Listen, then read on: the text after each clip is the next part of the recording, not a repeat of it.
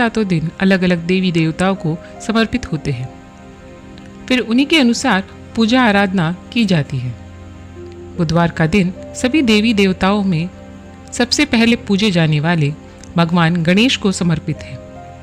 बुधवार के दिन उपवास रखने का विशेष महत्व होता है, क्योंकि बुधवार के देवता भगवान गणेश बुद्धि के देवता हैं। ऐसे में बुधवार के दिन व्रत रखने पर जीवन में सुख समृद्धि आती है और समय मंगल में रहता है। ऐसी मान्यता है कि जो भी व्यक्ति बुधवार के दिन व्रत रखता है और पूरे दिन भगवान गणेश की साधना करता है, उस व्यक्ति के जीवन में कभी भी धन और धान्य की कमी नहीं होती है। आइए सुनते हैं बुधवार व्रत कथा। एक समय की बात है, एक व्यक्ति का विवाह हुए कई वर्ष बीत गए। विवाह के बाद उसकी पत्नी एक बार अपने मायके गई हुई थी। पत्नी के मायके में रहने के कई दिनों बाद उसका पति अपनी पत्नी को विदा करवाने के लिए ससुराल पहुंचा। ससुराल में कुछ दिन तक रहने के बाद वह पत्नी को मायके से विदा करने की बात अपने सास ससुर से कही। बुधवार का दिन होने के कारण उसके सास ससुर ने कहा कि इस दिन बेटी ससुराल नहीं जा सकती, इस कारण विदाई नहीं हो सकती है। लेकिन वह व्यक्ति नहीं माना और अपनी पत्नी को मायके से विदा कराकर अपने घर की तरफ चल दिया।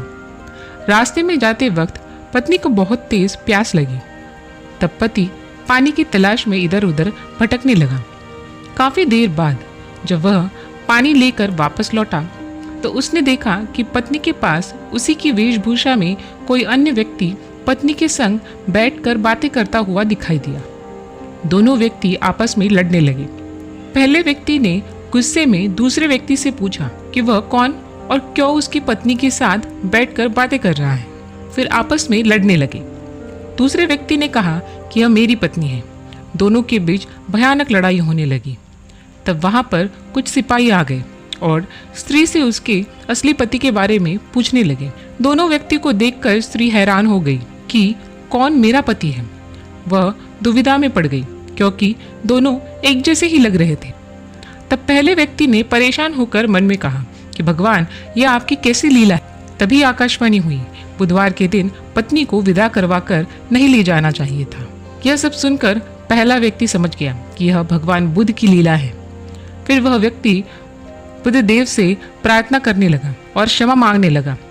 फिर फौरन ही बुद्धदेव अंतर्ध्यान हो गए और उस व्यक्ति को अपनी पत्नी मिल गई। वह अपनी पत्नी को लेकर घर आया तथा बुधवार का व्रत वे दोनों पति पत्नी नियमित रूप से करने लगे।